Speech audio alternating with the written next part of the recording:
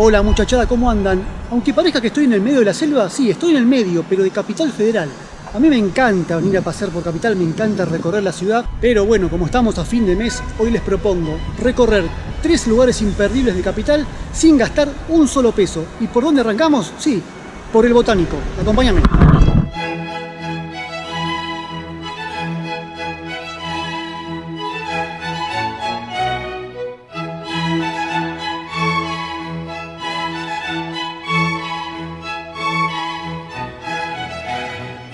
El Jardín Botánico Carlos Theiss, conocido simplemente como El Botánico, fue inaugurado el 7 de septiembre de 1898. El 31 de agosto de 1937 fue nombrado oficialmente en honor al arquitecto y paisajista Carlos Theiss, quien realizó su diseño. Fue declarado Monumento Histórico Nacional el 11 de abril de 1996. Con una extensión de 77.649 metros cuadrados, poco más de 7 hectáreas y media, alberga cerca de 1.500 especies vegetales y una gran variedad de especies animales. Cuenta con 5 invernaderos, 2 bibliotecas, una huerta, un herbario, numerosos senderos para contemplar la biodiversidad y más de 30 obras de arte. Bueno, le voy a tirar un par de datos del Parque Theiss, que es el nombre real de este botánico, pero me voy a machetear, lo voy a leer porque la verdad que no me lo acuerdo. Bueno, me puse a googlear un poquito mientras paseo por el parque, y les comento que Theiss concibió el jardín botánico con 6 sectores fitogeográficos. 5 contienen especies de cada continente y 1 está dedicado exclusivamente a las especies autóctonas de la República Argentina. Sus 5 circuitos son autoguiados para que puedas recorrerlos fácilmente, ¿no? A prueba de tontos como yo. Y los senderos son Sendero Obras de Arte, Sendero Los Reyes del Jardín, Sendero Flora Nativa, Sendero Árboles de mi Ciudad y Sendero Etnobotánico. Chupate esa mandarina. ¿Habrá planta de mandarina acá?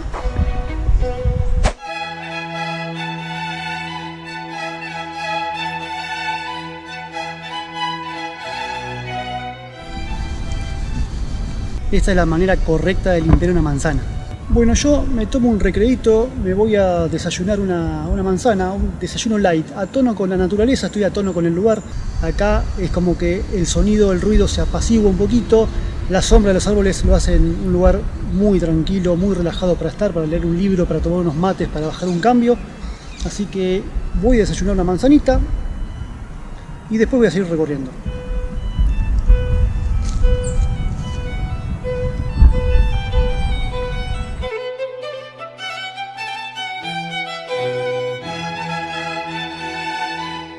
Este jardín además cuenta con varios estilos de jardinería paisajista, entre los que se distinguen el francés, inspirado en los jardines de Versalles, el romano y el oriental. Uno de los 5 atractivos del jardín botánico son sus 5 invernaderos o invernáculos, donde se ubican especies con requerimientos ambientales específicos. El mayor de ellos, de 35 metros de largo por 8 metros de ancho, fue construido en estilo Art Nouveau. Es el único abierto al público en general, aunque solo se pueden acceder los sábados, domingos y feriados a partir de las 4:30 de la tarde. Bueno, ya desayuné, ya paseé bastante, ya descansé, tuve un poquito de aire, está muy lindo, la verdad que está para quedarse todo el día. Me arrepiento de no haberme traído un libro, che, vos sabés. La verdad que el lugar es súper recomendable, es un lugar muy lindo para venir a recorrer, es totalmente gratuito. Cerramos esta parte del video, terminamos de pasear por el botánico, ahora nos vamos a otro lado, a otra punta, algo totalmente distinto. Acá mucho verde, mucha vida.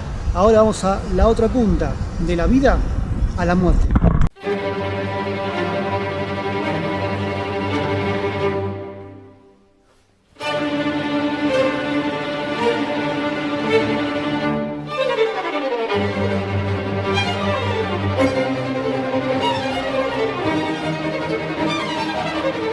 El cementerio de la Recoleta se inauguró el 17 de noviembre de 1822, convirtiéndose así en el primer cementerio público de la ciudad de Buenos Aires.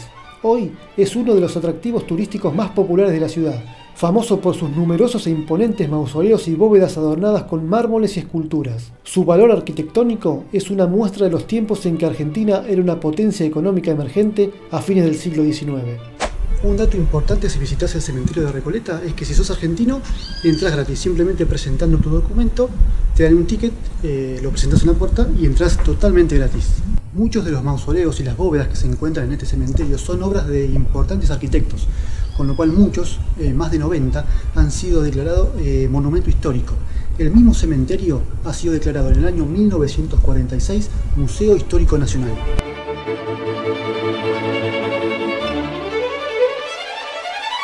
Los frailes de la Orden de los Franciscanos Recoletos Descalzos llegaron a la zona en la que se ubica actualmente el cementerio de la Recoleta a principios del siglo XVIII y construyeron en el lugar un convento y una iglesia. Cuando la orden fue disuelta en 1822, el 17 de noviembre de ese mismo año, la huerta del convento fue convertida en el primer cementerio público de la ciudad de Buenos Aires. Durante la década de 1870, por la epidemia de fiebre amarilla que azotó la ciudad, muchas familias de clase alta se mudaron de la zona sur de Buenos Aires, de lo que es San Telmo, Montserrat, a la zona de Barrio Norte, que es donde estamos ahora. Al convertirse en un barrio de clase alta, este cementerio se transformó en el último lugar de descanso de las familias de mayor prestigio y poder de la ciudad.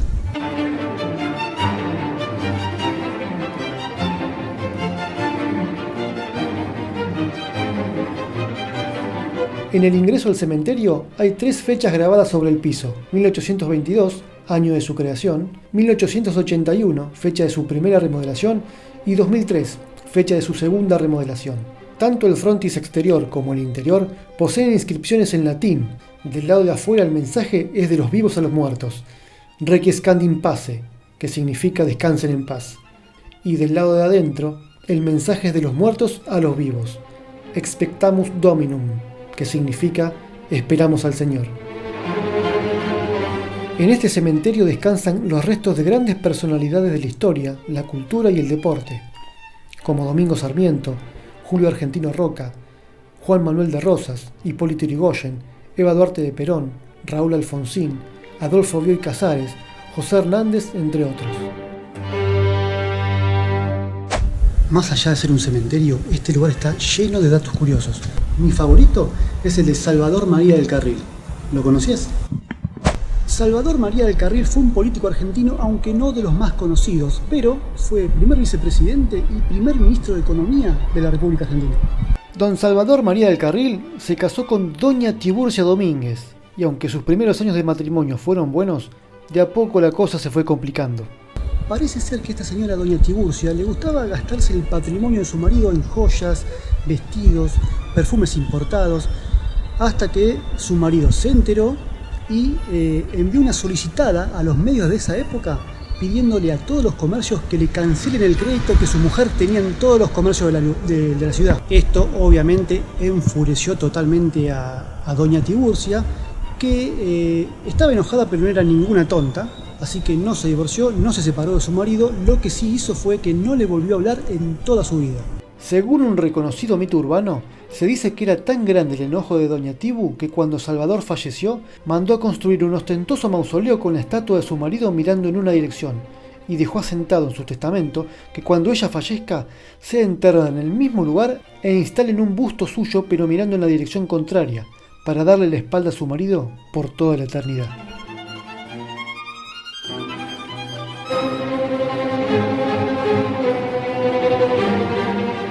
¿Alguna vez escucharon la frase "salvados por la campana"? La frase, que hace referencia a alguien que zafa de una situación límite por un pelo, tiene su origen en el boxeo.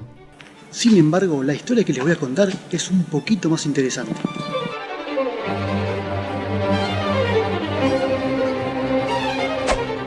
Rufina Cambaceres era una joven de la aristocracia porteña de principios del siglo XX. Su padre había fallecido hace años y vivía con su madre en un palacete en el barrio de Barracas. A pesar de tener 18 años, mantenía un amor platónico con un hombre 30 años mayor que ella, quien sería varios años más tarde presidente de la nación, Hipólito Yrigoyen.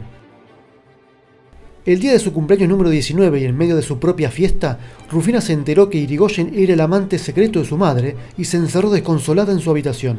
Horas más tarde, y al notar que no volvía, entraron a su dormitorio a buscarla, pero se encontraron con lo peor.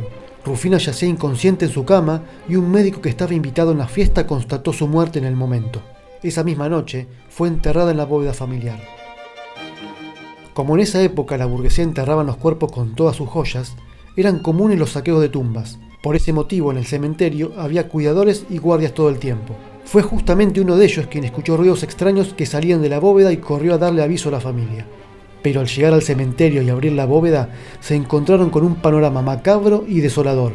A pesar de que no faltaba ninguna joya, Rufina yacía boca abajo en su propio cajón y tenía la cara y el cuello arañado y la felpa interior de la tapa estaba completamente desgarrada. Rufina tuvo un ataque de catalepsia en su propia casa. La dieron por muerta, la enterraron viva. Se despertó en medio de la noche dentro del cajón y finalmente murió por asfixia. Luego de ese caso, varias familias adineradas comenzaron a instalar dispositivos sonoros en las puertas de sus bóvedas, conectadas mediante cadenas al interior del cajón, y así, en caso de haber sido enterrados vivos, poder ser salvados por la campana.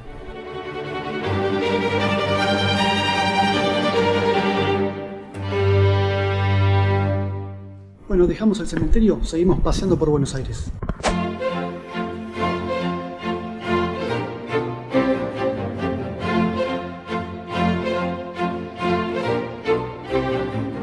A pocas cuadras del cementerio se ubica esta increíble librería que fue catalogada como la mejor librería del mundo en el año 2018 por la National Geographic. Su particular arquitectura se debe a que en ese mismo lugar funcionó el cine y teatro Grand Splendid entre los años 1919 y el año 2000.